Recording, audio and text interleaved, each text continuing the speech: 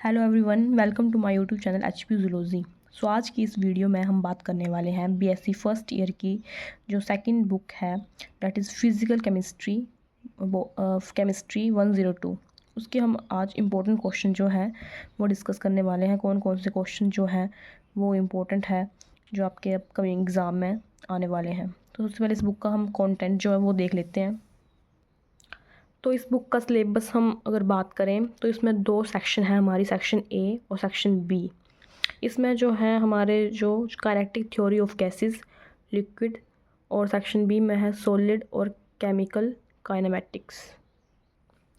अगर इस बुक में अगर आपको पास होना है और आपने पूरी तरीके से तैयारी नहीं की है तो अगर आप चैप्टर 1 सेक्शन ए के लिए कर लोगे 10 मार्क्स आपके इस चैप्टर से बन जाएंगे। और सेक्शन जो बी आएगी उसके लिए ये सॉलिड स्टेट से क्वेश्चन बन जाते हैं। ये वाला जो चैप्टर है वो इजी है, इससे भी शायद 10 नंबर तो आपके बन जाएंगे। बट थोड़े से क्वेश्चन आप चैप्टर 4 से कर लेना जो मोस्ट इम्पोर्टेंट होगी वो। वैसे तो सॉलिड स्टेट से भी कई बार जो है 10 मार्क्स का आ जाता है, बट कई बार सिर्फ 5 मार्क्स के लिए आता है, इससे मिक्सअप हो जाता है। तो इस वाले को भी कर लेना। इस बुक के जो है दो बुक हैं इस 102 की, एक फिज़िकल वाली है और एक ऑर्गेनिक है। बट जो ऑर्गेनिक वाली बुक है वो टफ़ होती है, बच्चे उसमें भूल जाते हैं क्योंकि उसमें बहुत ज़्यादा रिएक्शनें आती हैं। अगर आपको पास ही होना तो इस बुक के ना इन चैप्टरों को भी अच्छे से कर लोगे तो 20 मार्क्स की तो ये बुक है और 18 मार्क्स चाहिए होते हैं पास होने के लिए। तो एक काम करना, आप इन चैप्टरों को टिप टॉप कर लेना ताकि आपके ज़्यादा नहीं तो 20 मार्क्स की होगी ना ये सेक्शन, तो 16-17 नंबर इससे भी आपके बन जाएंगे। और बाकी 1 मार्क्स के क्वेश्चन भी आपके आते हैं तो वहाँ से भी अगर आपके 5-7 क्वेश्चन ठीक हो जाएंगे तो 18-19-20 नंबर तो बड़े आराम से बन जाएंगे। ठीक है, तो 18-20 नंबर तो इस बुक से ही आपके बड़े आराम से बन जाएंगे। पासिंग मार्क्स तो 20-25 नंबर तो इसी से बन जाएंगे। 20 नंबर अगर आपके इन सेक्शनों से आ जाएंगे और बाकी 1-1 मार्क्स के 5-7 क्वेश्चन ठीक, तो 20-25 नंबर तो आपके इसी बुक से बन जाएंगे। तो इस बुक को तो आप कर लेना, क्योंकि ऑर्गेनिक वाली बुक जो टफ़ है, बच्चे उसमें रिएक्शन वगैरह वो भूल जाते हैं। पढ़ के तो जाते हैं पर वो इतना याद नहीं रहता है, क्योंकि एग्ज़ाम से पहले बच्चे पढ़ते हैं 1-2 दिन पहले, तो कितना याद कर पाएंगे। तो अभी इसका जो है चैप्टर 1 से स्टार्ट करते हैं, गैसियस स्टेट। मैं सिर्फ जो चैप्टर इंपॉर्टेंट है सिर्फ उन्हीं के क्वेश्चन बताऊंगी, पूरी बुक को कवर नहीं करूंगी। तो gaseous state most important chapter है, 10 मार्क्स का इसी से बनता है। तो चलो इसके हम इंपॉर्टेंट क्वेश्चन जो वो डिस्कस करते हैं। सबसे पहले जो इस बुक का इंपॉर्टेंट क्वेश्चन है वो ये है, आइडल गैस इक्वेशन। बट जो मोस्ट इम्पॉर्टेंट क्वेश्चन है इस चैप्टर से वो है ये हमारा kinetic gas theory of gases. Most important है, इसके पोस्टुलेट मोस्ट इंपॉर्टेंट है। एचपी में बहुत बार ये क्वेश्चन आए हुए हैं पोस्टुलेट, तो आपको पढ़ने हैं। और इसकी काइनेटिक गैस इक्वेशन कई बार ये क्वेश्चन 10 नंबर का आता है, उसमें पोस्टुलेट भी पूछ लेते हैं, इसकी इक्वेशन को ड्राइव करने के लिए पूछ लेते हैं। और कई बार जो है 5-5 मार्क्स के, जैसे कई बार पोस्टुलेट पूछ लेंगे तो कई बार काइनेटिक गैस इक्वेशन को ड्राइव करने के लिए पूछ लेंगे। तो ये इसी का है पूरा। तो मोस्ट इंपॉर्टेंट क्वेश्चन है, इस क्वेश्चन को स्किप मत करना, इस क्वेश्चन को तो करना ही है। मैक्सिमम टाइम ये क्वेश्चन आता ही आता है। तो जो काइनेटिक गैस इक्वेशन है वो यहाँ तक है, ठीक है। और इसका calculation of average translation kinetic energy of gases molecule, कई बार क्वेश्चन ऐसे पूछते हैं कि काइनेटिक गैस इक्वेशन को ड्राइव करो और इसका ये कैलकुलेशन, तो ये यहाँ तक जो है ये कर लेना, इम्पोर्टेंट है। उसके बाद बॉयल्स लॉ डेफिनेशन इंपॉर्टेंट है, ड्राइव करने के लिए पूछ ली जाता है 1 मार्क्स के लिए। और ये डेरिवेशन ऑफ बॉयल्स लॉ ये इंपॉर्टेंट है। चार्ल्स लॉ ये इंपॉर्टेंट है, ये कई बार जैसे शॉर्ट में पूछ लिया जाता है, जैसे 3-3 मार्क्स के लिए, 2-2 मार्क्स के लिए, drive, Boyle's law, Charles law, तो इस क्वेश्चन को भी करना है। उसके बाद जो इस बुक का मोस्ट इंपॉर्टेंट क्वेश्चन है वो ये है, Maxwell distribution of molecular speed most important है, यहाँ से ये डिराइव होगा, ठीक है। तो इस क्वेश्चन को भी कर लेना। उसके बाद जो मोस्ट इंपॉर्टेंट क्वेश्चन है वो ये है, effect of temperature on the distribution of speed. Then उसके बाद ये मोस्ट प्रोबेबली वेलोसिटी, ये different type of molecular velocities most important है, प्रोबेबली वेलोसिटी, एवरेज वेलोसिटी यहाँ तक। उसके बाद रूट मीन स्क्वायर वेलोसिटी। उसके बाद ये derivation of molecular velocity from Maxwell distribution expression, ये इंपॉर्टेंट है। उसके बाद जो है ये कैलकुलेशन वाले जो एग्ज़ाम्पल हैं यहाँ से ये देख लेना, कई बार जो है एग्जाम्पल से यहाँ से भी क्वेश्चन आ जाता है। उसके बाद जो इम्पोर्टेंट है वो ये है कोलिजन डायमीटर और collision number and collision frequency, ये भी थोड़ा इम्पोर्टेंट है।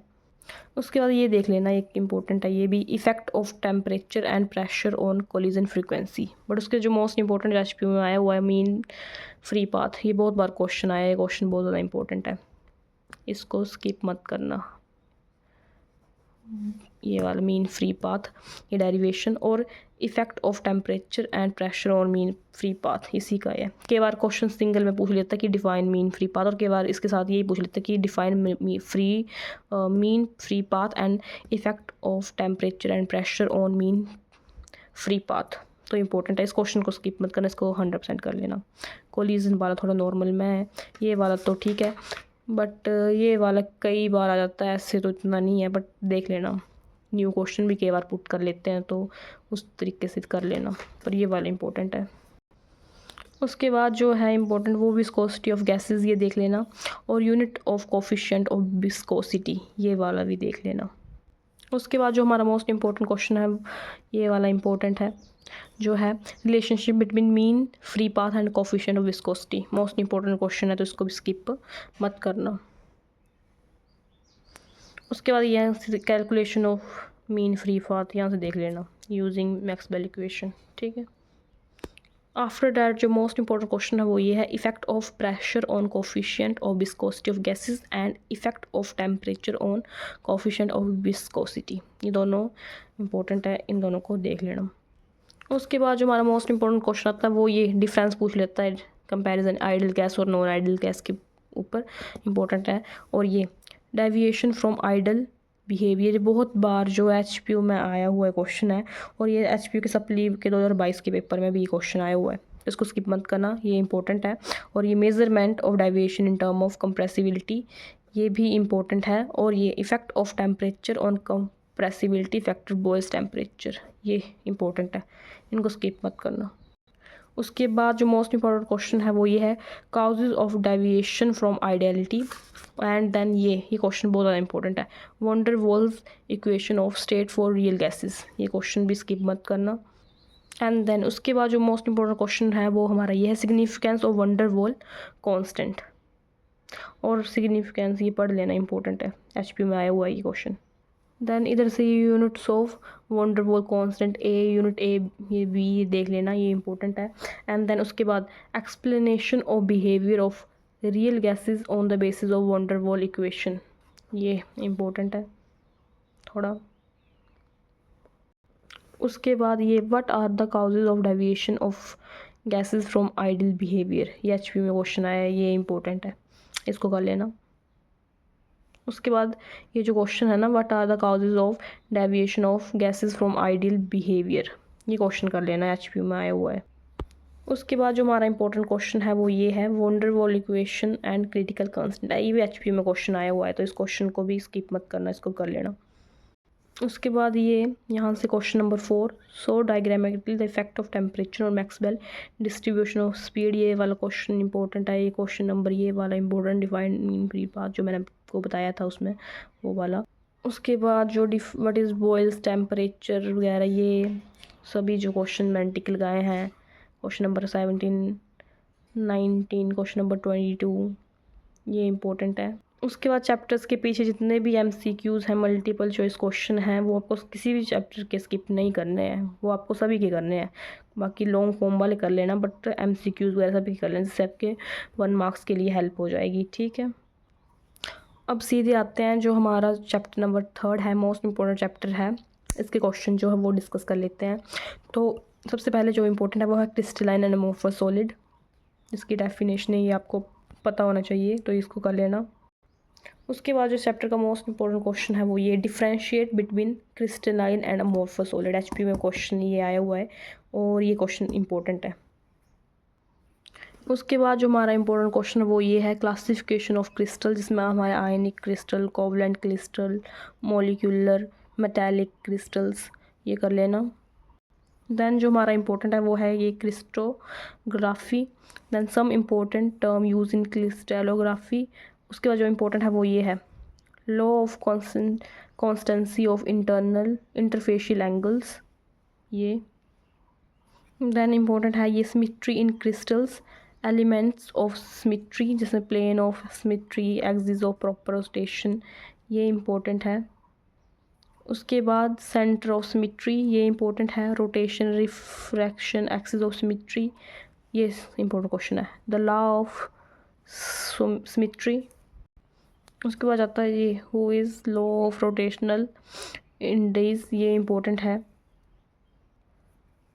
इंडाइसिस वाला कर लेना यहाँ से अकॉर्डिंग टू हॉइज़ लॉ। उसके बाद जो इम्पोर्टेंट है वो ये है आइसोमॉर्फिज्म एंड पॉलीमॉर्फिज्म। अब जो मोस्ट इम्पोर्टेंट क्वेश्चन है वो ये है space lattice and unit lattice. HPU में क्वेश्चन बहुत बार आया है तो ये क्वेश्चन बहुत ज़्यादा इंपॉर्टेंट है, इसको स्किप मत करना। यूनिट लैटिस भी एचपीयू में बहुत बार आया है, इसको भी स्किप मत करना। और एब्सेंस ऑफ फोर फोल्ड और हायर फोल्ड रोटेशन एक्सेस, ये क्वेश्चन इंपॉर्टेंट है। और द 14 ब्रेविस लैटिस, ये क्वेश्चन इंपॉर्टेंट है। ये सिंपल और प्रिमिटिव यूनिट सेल के बाद इसकी डेफिनेशन ऐसे पूछी जाती है कि सिंपल और प्रिमिटिव यूनिट सेल की बताओ, बॉडी सेंटर्ड यूनिट सेल की बीसीसी की बताओ। तो ये ऐसे पढ़ लेना, सिंपल में क्वेश्चन पूछ लिया जाता है, तो इस क्वेश्चन को स्किप मत करना इनको, ठीक है, इंपॉर्टेंट है ये वाले। और उसके बाद ये फेस सेंटर यूनिट सेल वाली डेफिनेशन, ये भी एफसीसी, ये इंपॉर्टेंट है, इसको स्किप मत करना।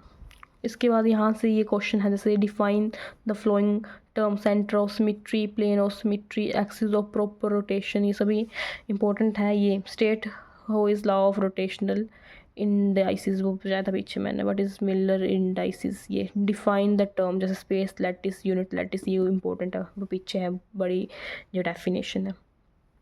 उसके बाद जो हमारा इंपॉर्टेंट, ये मोस्ट इंपॉर्टेंट क्वेश्चन है ब्रैग इक्वेशन, एचपी में बहुत बार आई, इसको तो स्किप मत करना, ये क्वेश्चन पूछा जाएगा।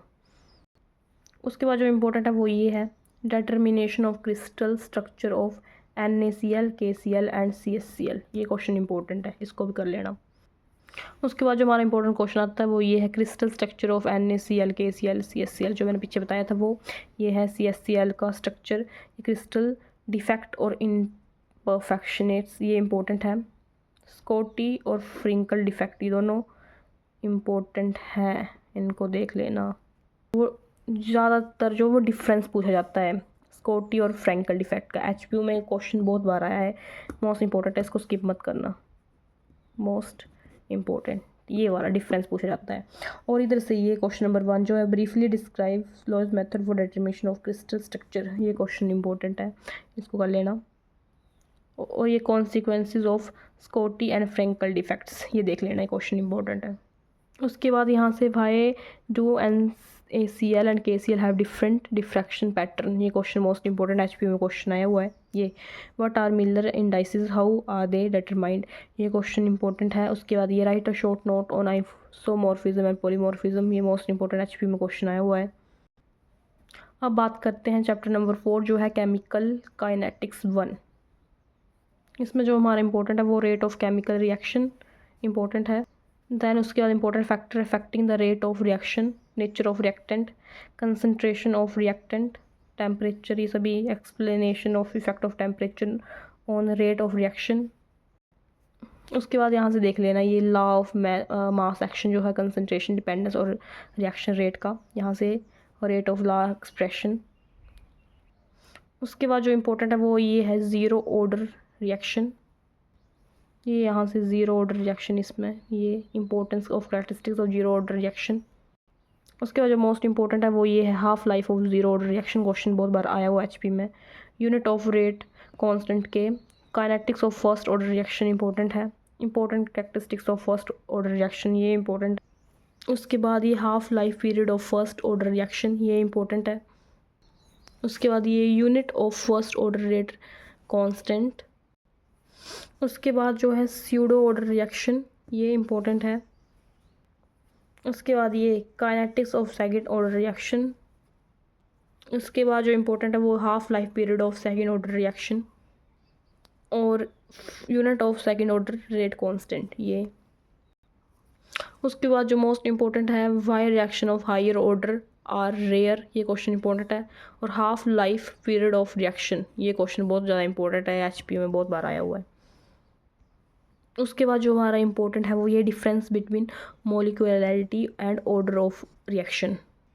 उसके बाद जो मोस्ट इंपॉर्टेंट है वो है method for determination of the order of reaction, जैसे यूज ऑफ, इसमें ऐसे use of integrated equation, substitution method, ये सब देख लेना।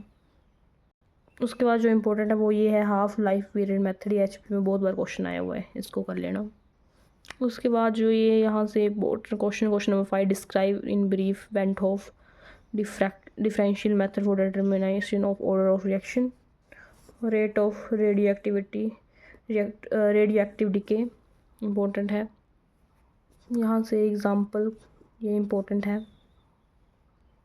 एक क्वेश्चन जो है चैप्टर 5 का जो केमिकल काइनेटिक्स 2 है उसका, ये effect of temperature on rate of reaction Arrhenius equation, ये क्वेश्चन एचपी में बहुत बार क्वेश्चन आता है, ये मोस्ट इम्पोर्टेंट है, इसको कर लेना। और चैप्टर 5 का व्हाट इज़ एक्टिवेशन एनर्जी, ये क्वेश्चन बहुत बार पूछा जाता है, तो ये क्वेश्चन इंपॉर्टेंट है।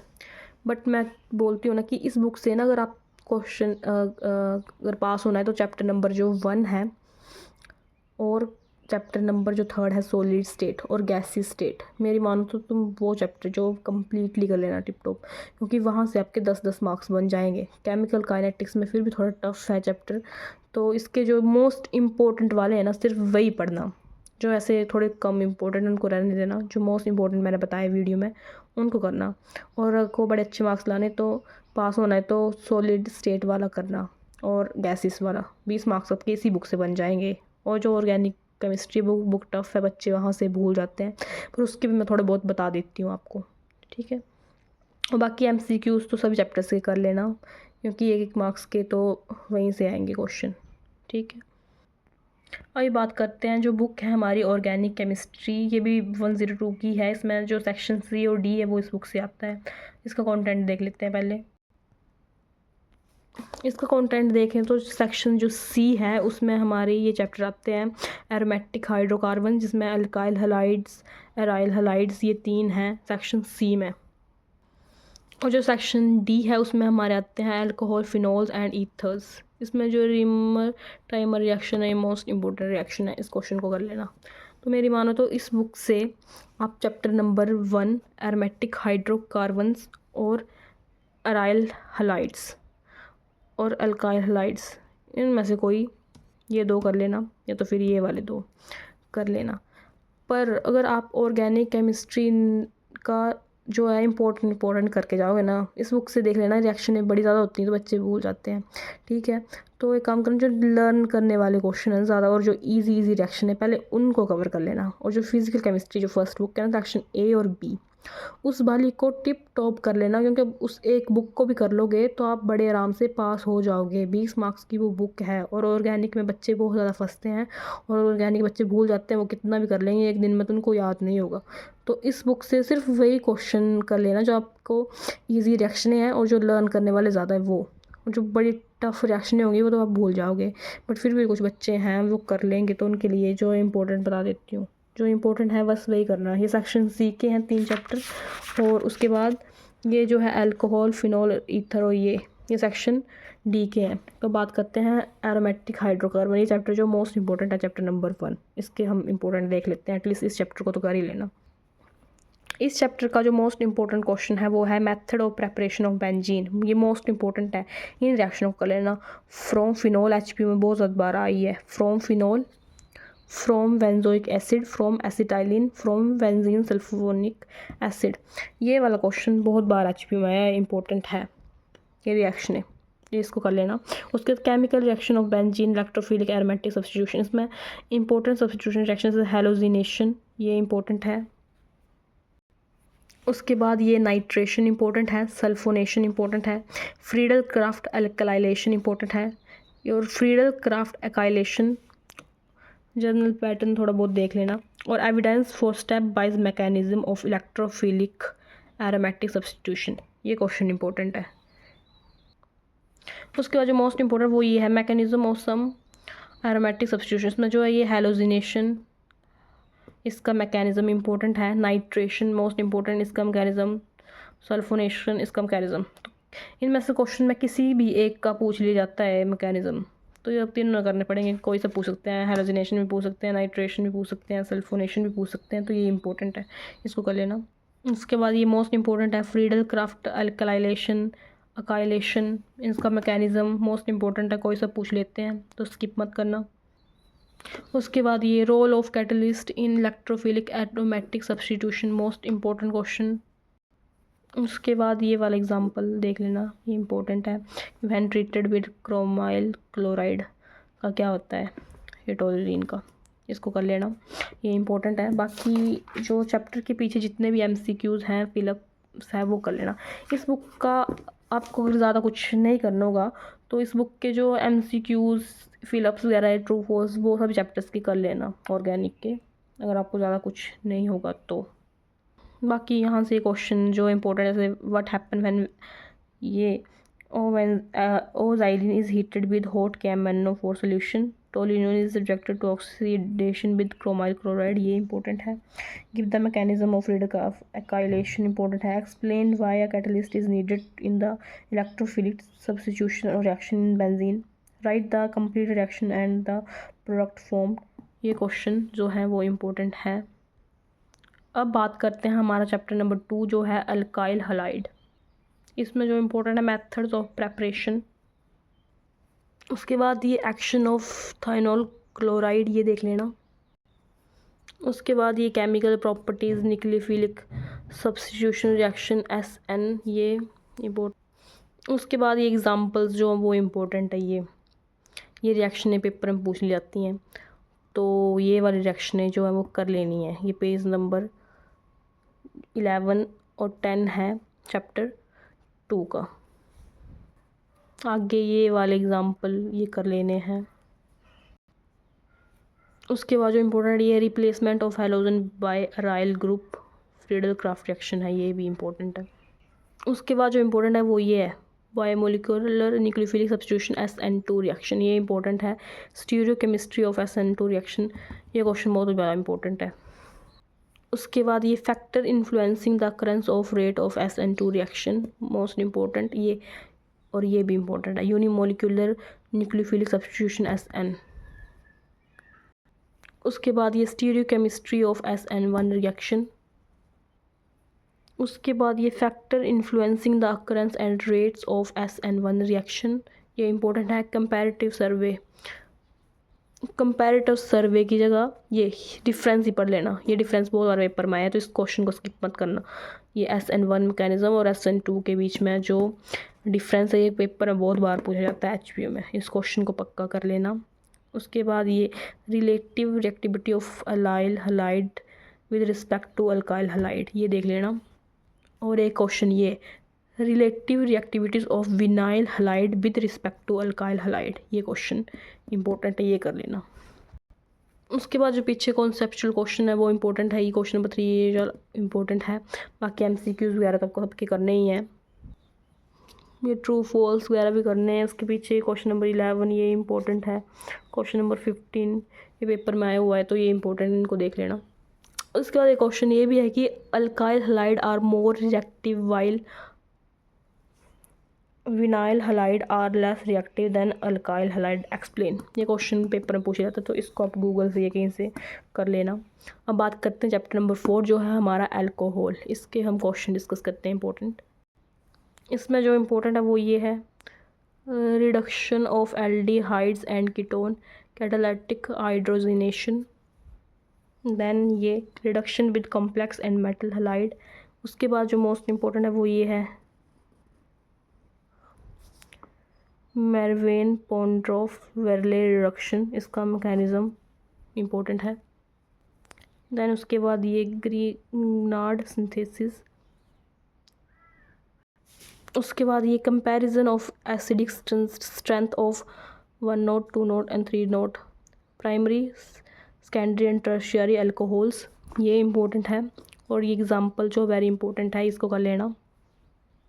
उसके बाद ये reaction involving the cleavage of COH bond and Lucas test, ये इंपॉर्टेंट है। उसके बाद ये यहाँ से acidic dehydration reaction involving both alkyl and hydroxyl group, ये वाला इंपॉर्टेंट है। इसका मैकेनिज्म ऑफ डिहाइड्रेशन इंपॉर्टेंट है।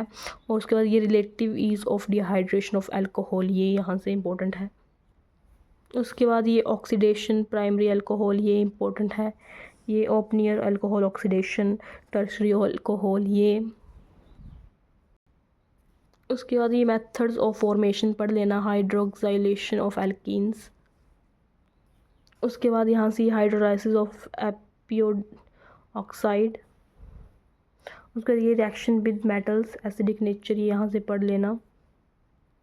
उसके बाद इधर से ये इम्पोर्टेंट है, ये देख लेना रिएक्शन है जो है ये वाली इम्पोर्टेंट है। Distil with concentrated H2SO4 glycol form dioxin and show below, ये वाला इम्पोर्टेंट है।